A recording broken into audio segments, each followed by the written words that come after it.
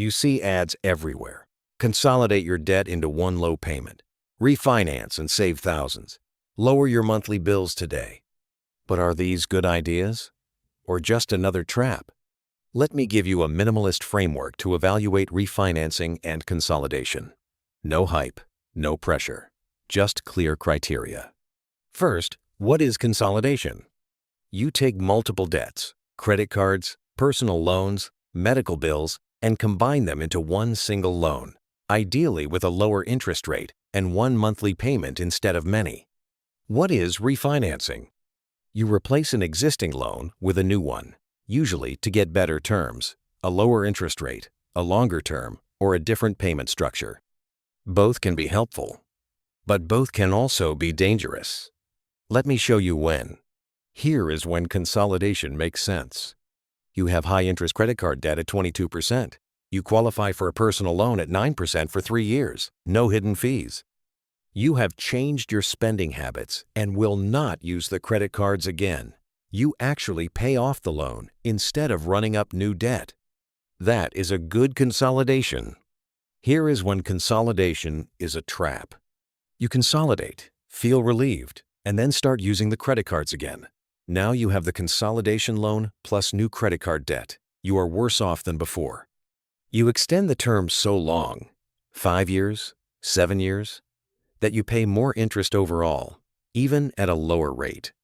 The monthly payment looks smaller, but the total cost is higher. You pay high fees to consolidate, origination fees, balance transfer fees, wiping out any savings. Here is when refinancing makes sense. Interest rates have dropped significantly since you took out your mortgage or student loan. You plan to stay in the home or keep the loan for several years. The closing costs are reasonable, and the interest savings exceed those costs.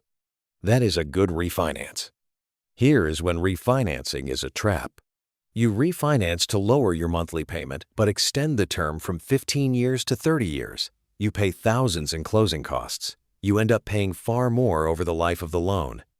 The minimalist rule is simple. Only refinance or consolidate if it meets 2 conditions. 1, it reduces the total amount you will pay over the life of the loan. 2, you will not take on new debt afterward. If either condition fails, do not do it. Let me give you 2 practical examples. Good consolidation example.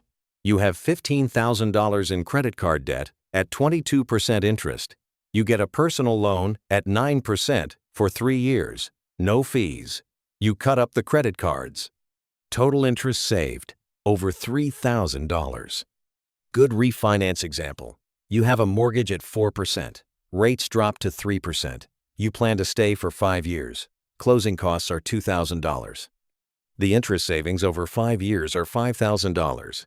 Net gain, $3,000. Dot, dot, dot, dot. Now a warning example. A person consolidates $10,000 of credit card debt into a 5-year personal loan. The interest drops from 20% to 8%. They feel relieved. But they do not change their habits.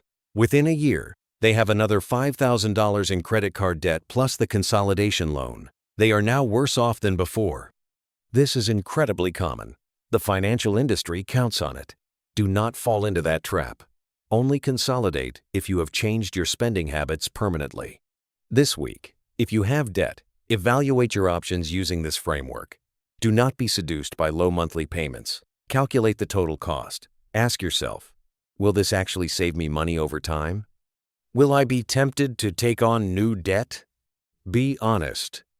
Next episode, we explore the psychological cost of debt, the hidden burden that affects your decisions, relationships, and peace of mind. Subscribe so you don't miss it.